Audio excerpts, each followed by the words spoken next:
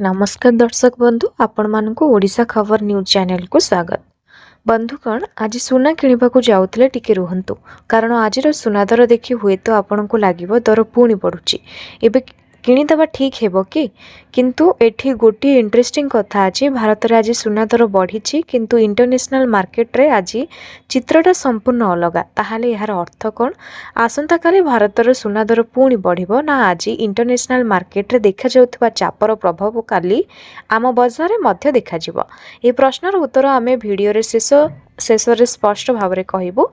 किंतु ताहा पूर्वरु आजिर 22 carat 24 carat सुनार दर गत दर तुलन रे केते बढ़िला, रूपा केउठी रहिछि एवं केउ कारणर सुनार दर एभली उठापड़ा करुछि सबकिछि सरल भाव में जानिबा। आउ जदि आपण आज किंबा आसंता काली ज्वेलरी किनिबाकू जाउछंती तेबे ए वीडियो शेष पर्यंत रुहंतु कारण शेष में आम केवल काली बढ़िबो कि कमिबो ताहा कहिबु नाही।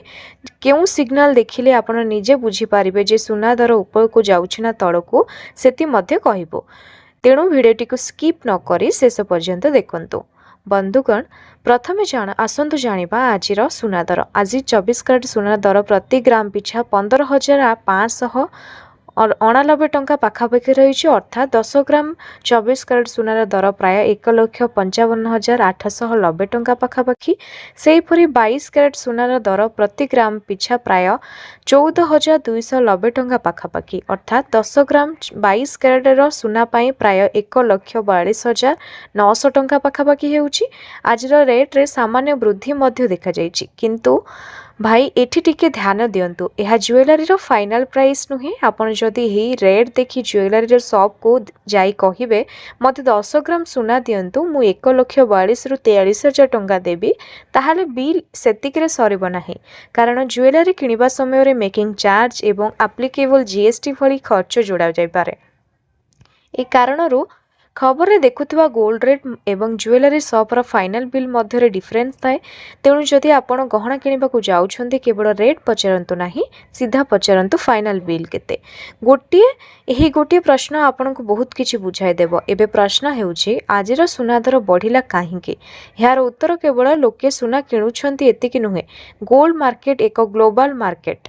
इंटरनेशनल मार्केट रे कौन हेउछि? यूएस डॉलर केउ दिगो को जाउछि, बॉन्ड वाइल्ड कौन करूछि, इंटरेस्ट रेट नहीं इन्वेस्टर कौन भाबुछंती आ विषय रे अनसर्टेनली केते अछि एही सब कथा गोल्ड प्राइस ऊपर प्रभाव पकाई पारे।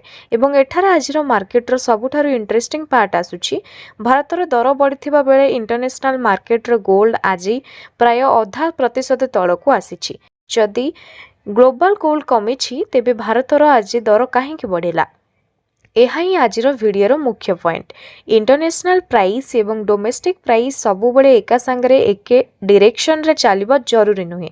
Currency movement, domestic market condition एवं लोकल प्रोसेसिंग जोगु भारतर रिटेल गोल्ड रेट रे अलग मूवमेंट देखा जाय पारे। सेथिपई केवल आजिर गोटिए रेट देखि मार्केट क्यों दिग को जीव बोली निष्पत्ति नेवा ठीक नुहे। एबे टिके डॉलर और रुपी विषय रे बुझिबा। गोल्ड इंटरनेशनल मार्केट रे डॉलर रे ट्रेड हुए, तेणु डॉलर मजबूत कि दुर्बल ताहा गोल्ड पाई बहुत इंपोर्टेंट। साधारण डॉलर दुर्बल हेले गोल्ड पाई सपोर्ट मिल पारे आ डॉलर मजबूत हेले गोल्ड ऊपर प्रेशर आसी पारे। आज मध्य गोल्ड मार्केट रे डॉलर, ऑयल एवं यूएस बॉन्ड वाइल्ड रो मूवमेंट को इन्वेस्टर ध्यान रे रखिचंती। एबे आपण भावंतु जदि इंटरनेशनल गोल्ड तल को आसुची, यूएस वाइल्ड ऊपर प्रेशर अछि एवं ऑयल प्राइस बढ़ुची तेबे हार प्रभाव आसंता काली गोल्ड मार्केट रे पड़िबो कि? हाँ, यही पॉसिबिलिटी अछि किंतु यह सहित आ गोटे साइड मध्य अछि। ग्लोबल अनसर्टेनली एवं जियोपॉलिटिकल टेंशन बढ़िले इन्वेस्टर सेफ हेवन आसेट भाव में गोल्ड आड़ को जाई पारंती। अर्थात गोल्ड मार्केट रे एबे दुई पटु प्रेशर चली। गोटे पटे वाइल्ड ऑयल भली फैक्टर गोल्ड पाई प्रेशर सृष्टि करुछि, अन्य पटे ग्लोबल अनसर्टेनली गोल्ड पाई सपोर्ट दे पारे। तेबे काली क्यों साइड जीतिबो एही प्रश्नर उत्तर आमे शेष रे देबो। एबे आसंतु रूपा उपरे मध्य टिके नजर पकाइबा। आज सिल्वर मध्य गोल्ड भली मार्केट रे मूवमेंट रे रहिछि।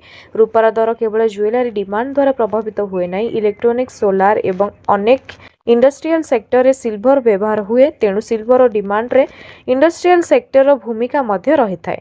आज भारत रो किछि मार्केट रे सिल्वर प्राय 2.5 लाख टंका प्रति किलोग्राम पाखापाखि रहिथिबा डाटा मिलुछि। जदियो सिटी और मार्केट अनुसार रेट भिन्न होई पारे तेणु गोल्ड सहित सिल्वर मार्केट उपरे मध्य नजर रखिबा जरूरी। एबे आसंतु सबुठारु इम्पोर्टेंट पार्ट को आपण जदि आज ज्वेलरी किणवा को जाउछंती तेबे कोन करबे। प्रथम कथा आज गोल्ड रेट जानतु। द्वितीय कथा 22 कैरेट कि 24 कैरेट केउ प्यूरिटी दरकार ताहा जानतु। तृतीय कथा मेकिंग चार्ज केते नेउछंत पचरंतु। चतुर्थ कथा जीएसटी एवं बिल फाइनल केते हेबो एहा जानतु। पंचम कथा बीएससी हॉलमार्क एवं एचयूआईडी जांच करंतु। आ सबुठारु इम्पोर्टेंट गोटे दुकान रे क्वेट देखि तुरंत पेमेंट करंतु नाही। संभव हेले आउ गोटे दुकान रे प्राइस कंपेयर करंतु कारण आज गोल्ड रेट समान होइतिले मध्य मेकिंग चार्ज रे तफात थाई पारे। एबे आसंतु आज सबुठारु बड़ प्रश्न को काली सुना कमिबो ना बढ़िबो।